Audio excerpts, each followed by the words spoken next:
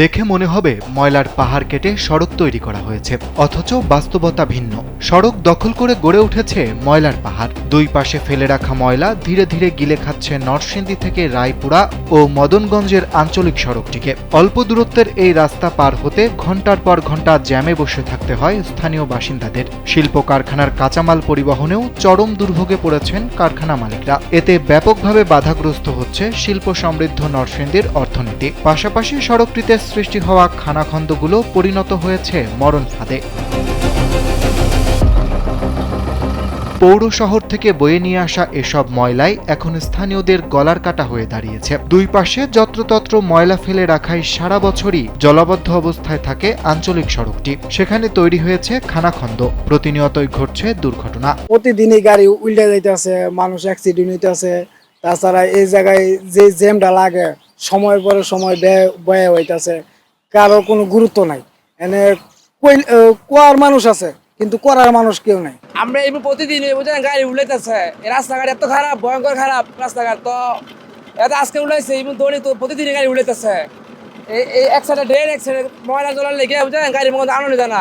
দিন আগে নষ্ট হয়েছে, গাড়ি লাগাইছি 1900-2000 টাকা, আজকে লাগাই বার করছে, আজকে আবার গাড়ি এই জায়গায় ভুলি খাওয়াই দিই। আমরা চাই রাস্তা মেরামত ময়লা ইয়েরা অধীনিত হোক। প্রতিদিন আঞ্চলিক এই সড়কটি দিয়ে যাতায়াত করেন কয়েক হাজার মানুষ। স্যান্ডেলিনা সো, রূপচর্চায় আভিজাত্য। দীর্ঘ যানজট, দুর্ঘটনা আর দুর্গন্ধই তাদের নিত্যদিনের সঙ্গে। জমে থাকা নোংরা পানিতে পড়ে গেলে পুরো দিনটি মাটি হয়ে যায় তাদের। স্থানীয়দের অভিযোগ, তাদের এই দুর্ভোগ দেখার কেউই নেই। রাস্তা ভাঙা, রাস্তা সব দিক থেকে দিক ইয়া পর্যন্ত ভাঙা পড়ছে। ওই 5 নম্বর ব্রিজ পর্যন্ত, 6 নম্বর ব্রিজ পর্যন্ত ভাঙা। এবং নরসিংদীর যত ময়লা আছে, সারা নরসিংদীর ময়লা এখানে ফেলতেছে, প্রচুর গন্ধ। কিলোমিটার রাস্তা, এত ভয়াবহ অবস্থা ময়লার কারণে। এই ছোট ছোট মিশুক অটোগুলা প্রতিদিন, এমন কোনোদিন মিস নাই 2-4টা গাড়ি উল্টে অ্যাক্সিডেন্ট হচ্ছে না, এবং কি অনেক মানুষের হাত পা ভাঙতেছে।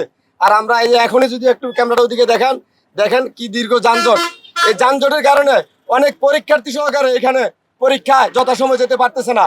এবং আমরা প্রতিদিন ময়লা রাস্তার মধ্যে ময়লা রাখার কারণে আমরা জ্যামের মধ্যে অনেক জায়গায় ঘুরে আসতেছি, যার কারণে গাতার মধ্যে আমরা পড়ে গেছি।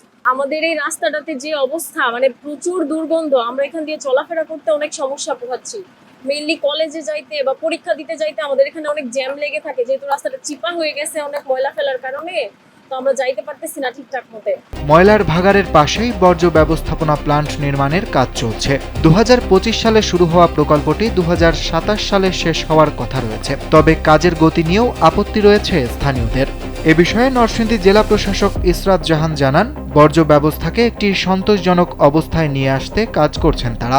আপনারা জানেন যে একটি ওয়েস্ট ম্যানেজমেন্ট প্ল্যান্ট এখানে হচ্ছে, কিন্তু সেটি কাজ যাতে ত্বরান্বিত হয়, একটু দ্রুত যাতে শেষ হয়, সেই বিষয়টি আমরা দেখছি।